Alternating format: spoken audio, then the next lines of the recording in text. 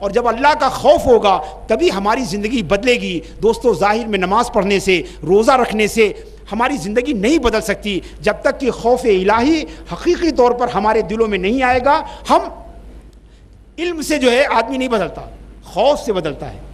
ہم میں سے ہر آدمی جانتا ہے کہ اس فلاں سڑک پر اتنی سے زیادہ اسپیڈ جو ہے چلانا جو ہے وہ غیر قانونی ہے، بیلٹ بغیر باندھے ہوئے چلانا غیر قانونی ہے۔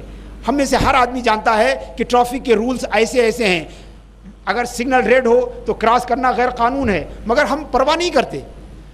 ہمارے ہاتھ میں اسٹیئرنگ آئی تو ہم بھول جاتے ہیں کہ صاحب ہماری یہ زندگی عارضی ہے۔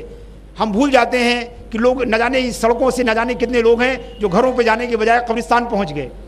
ہم بھول جاتے ہیں کہ چاہے وہ پانی ہوتا ہے، ہم پانی پہ دوڑا دیتے ہیں، لوگوں کے کپڑے خراب کر دیتے ہیں، ہم ہارن کے ذریعے بیماروں کو تکلیف دیتے ہیں، لوگوں کو ڈرا دیتے ہیں، سمجھے؟ ہم اپنی تیز اسپیڈ کے ذریعے سڑک پار کرنے والے کو دہشت میں ڈال دیتے ہیں۔ گویا ہمیں کسی چیز کا، کسی گناہ کا احساس ہی نہیں ہوتا، لیکن اسی درمیان میں اگر دور سے کوئی ٹریفک کانسٹیبل اگر نظر آتا ہے تو آپ دیکھیے ہماری اسپیڈ بھی لمٹ ہو جاتی ہے، ہم فوراً جو ہے وہ بیلٹ بھی باندھنے کی کوشش کرتے ہیں، ہم ہر طرح سے جو ہے کیوں؟ اس لیے کہ آپ علم تھا مگر وہ علم خوف کے ساتھ نہیں تھا۔ جب ٹریفک کانسٹیبل آپ کو دکھائی پڑا تو وہ علم کے ساتھ خوف بھی آ کے مل گیا، اور جیسے علم کے ساتھ خوف ملا آپ پوری طرح سے قابو میں آ گئے۔ ہم بھی چاہتے ہیں کہ ہم نماز کا علم ہے، روزے کا علم ہے، مگر اس کے ساتھ خوف نہیں ہے۔ جب خوف اس کے ساتھ آ کے ملے گی تب جا کے ہمارا نفس جو ہے وہ قابو میں ہوگا۔ لعلکم تتقون، جب یہ تقوی پرماننٹ ہماری صفت بن جائے گی۔ اور یہ تقوی کیا ہے؟ خوف خدا کیا ہے؟ کہ اللہ تبارک و تعالی ہمیں دیکھ رہا ہے، ہم جانتے ہیں کہ اللہ دیکھتا ہے مگر ہم اس کو برتتے نہیں ہیں۔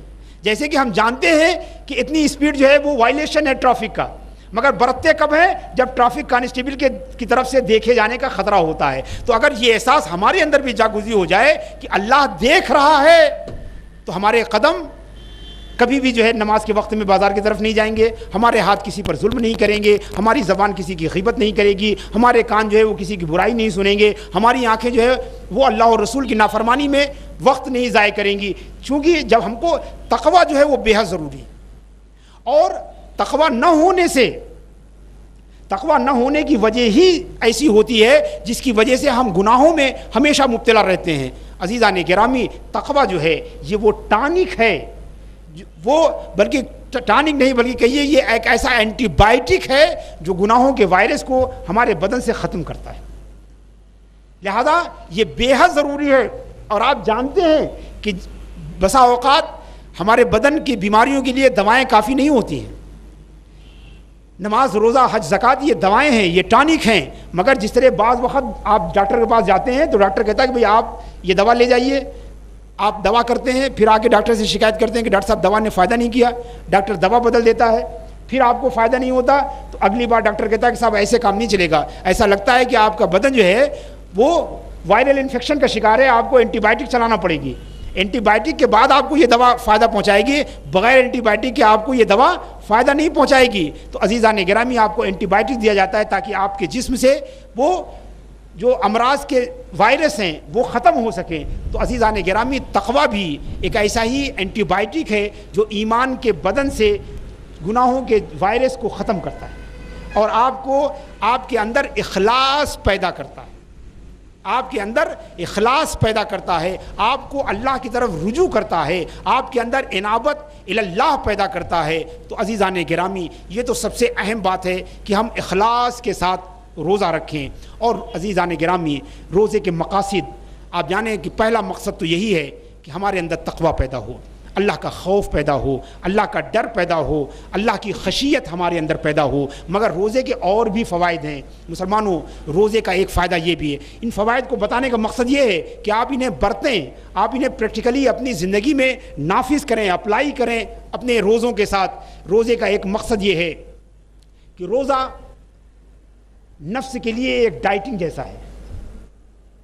جب ہمارا بدن جو ہے بے ڈول ہو جاتا ہے تو ہم کھانا پینا چھوڑ کر ڈائٹنگ کرتے ہیں نا، کیوں؟ تاکہ ہمارا بدن جو ہے وہ کیا ہو جائے؟ سلم ہو جائے، اس کا بے ڈول پن، جو بے ڈھپ پن ہے وہ درست ہو جائے۔ دوستو، روزہ بھی اگر آپ دیکھیں تو اس کو اس طرح لیجئے کہ یہ نفس کے خلاف ڈائٹنگ ہے، یہ نفس کو سلم بنانے کے لیے، روح کو جو ہے شیپ دینے کے لیے، روح کو جو ہے سلم بنانے کے لیے اللہ تعالیٰ نے ہم کو ایک ڈائٹنگ دی ہے کہ اس کے ذریعے ہم اپنی روح کو, اپنے نفس کو جو ہے وہ سلم بنا سکتے ہیں, اپنے نفس کو جو ہے متوازن اور معتدل بنا سکتے ہیں. روزہ ایک طرح سے اسٹرائک ہے نفس کے خلاف, نفس کے خلاف اسٹرائک ہے. جیسے لوگ جب نظام گڑبڑ ہوتا ہے تو لوگ نظام کے خلاف اسٹرائک کرتے ہیں, سسٹم جب گڑبڑ ہوتا ہے تو لوگ سسٹم کے خلاف اسٹرائک کرتے ہیں. مگر مومن دوسروں کے خلاف اسٹرائک سے شروع نہیں کرتا, بلکہ وہ ہمیشہ اپنے نفس کے خلاف اسٹرائک سے شروع کرتا ہے.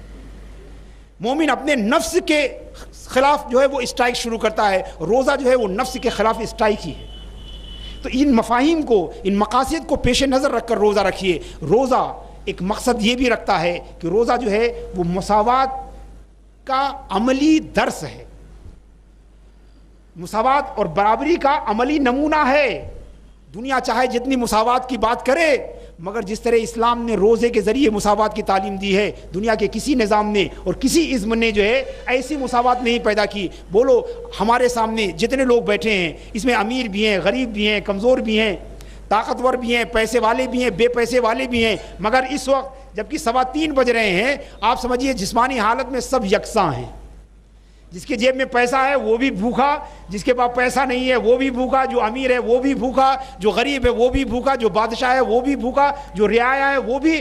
گویا سب ایک اسٹیٹ میں, ایک حالت میں, ایک کیفیت میں سب ہیں. اس سے بڑی مساوات کی عملی اور کوئی مثال نہیں ہو سکتی کہ ہم اور ہمارے گھر میں کام کرنے والا دونوں ایک ہی کیفیت سے گزر رہے ہیں. اس کو بھی پیاس لگی ہوئی ہے, ہم کو بھی پیاس لگی ہوئی ہے, اس کو بھی بھوک لگی ہے, ہم کو بھی بھوک لگی ہے. تو روزہ اس کے ذریعے, اسلام مساوات کا دین ہے, اسلام برابری کا دین ہے. اسلام میں جو دو سب سے نمایاں خوبی ہے, ایک تو عدل انصاف اور دوسری مساوات. تو روزہ اس مساوات کا جو نظری طور پر جو تھیوریٹیکل جو ایکویلٹی کی تعلیم ہم کو اسلام دیتا ہے, اس کو عملی طور پر جو ہے اس کے امپلیمنٹیشن کا طریقہ ایک روزہ بھی ہے کہ روزہ رکھ کر ہم سب برابر ہو جاتے ہیں. روزے کا ایک مقصد اور بھی ہے کہ ہم سب جانتے ہیں کہ بھوک میں لوگوں کو بڑی تکلیف ہوتی ہے. ہم بھی سنتے ہیں کہ جو بھوکا ہوتا ہے وہ بہت ہی تکلیف میں ہوتا ہے, پریشانی میں ہوتا ہے. جس کو کھانے کو نہیں ملتا ہے وہ بہت دکھی ہوتا ہے. پیاسا جو ہوتا ہے اسے بڑی تکلیف ہوتی ہے. مگر دوستو, اگر ہم روزہ نہ رکھیں تو ہم میں سے کتنے ایسے ہیں جن کو زندگی میں کبھی بھوک اور پیاس سے سابقہ ہی نہیں پڑتا, خوشحال ہیں, اللہ نے کھانے پینے کا وافر سامان دے رکھا ہے, بھوک لگنے سے پہلے کھانا آ جاتا ہے, پیاس لگنے سے پہلے پانی اور چائے ہمارے سامنے آ جاتی ہے. ہم جانتے ہی نہیں ہیں کہ بھوکے پر کیا گزرتی ہے, پیاسے پر کیا گزرتی ہے, غریب کا بھوک میں کیا حال ہوتا ہے, غریب کا پیاس میں کیا حال ہوتا ہے, بھوک و پیاس کے ساتھ اس کی دن اور رات کیسے گزرتے ہیں. اللہ تبارک و تعالیٰ اپنے بندوں پر رحمان و رحیم ہے, اس نے تمام بندوں کو روزہ رکھایا. کہا روزے کے ذریعے جان لو کہ جو ہمارے غریب بندے ہیں جب وہ بھوکے ہوتے ہیں تو ان پر کیسی گزرتی ہے. ارے تم ایک دن بھوک میں تم مچل اٹھتے ہو, سوچو کہ جنہیں سال بھر روزہ رکھنا ہوتا ہے ان کی کیسے گزرتی ہوگی. لہٰذا ان کی بھوک کا احساس کرو, ان کی بھوک کو جانو, ان کی بھوک کی تکلیف کو جانو, تاکہ اس کے ذریعے تم ان کے لیے, ان کی مدد کے لیے, ان کے تعاون کے لیے تم آگے بڑھ سکو. اس لیے کہ نظریاتی طور پر جو آپ نے سنا ہے کہ بھوک بہت پریشان کرتی ہے, پیاس بہت پریشان کرتی ہے, نظریاتی طور پر سننے والی چیزیں الگ ہوتی ہیں. جب کسی چیز کا عملی تجربہ ہوتا ہے تو اس کا علم ایک الگ ہوتا ہے.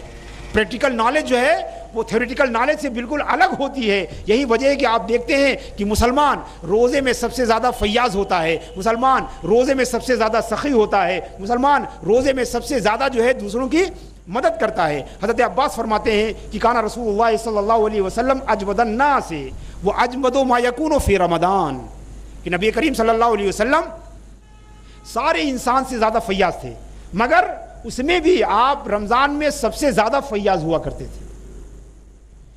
تو عملی طور پر بھی تعلیم دی جا رہی ہے اور حکم بھی دیا جا رہا ہے کہ رمضان میں ہم غریبوں کی بھوک و پیاس کا خیال رکھیں اور ان کا تعاون کریں, ان کی مدد کریں.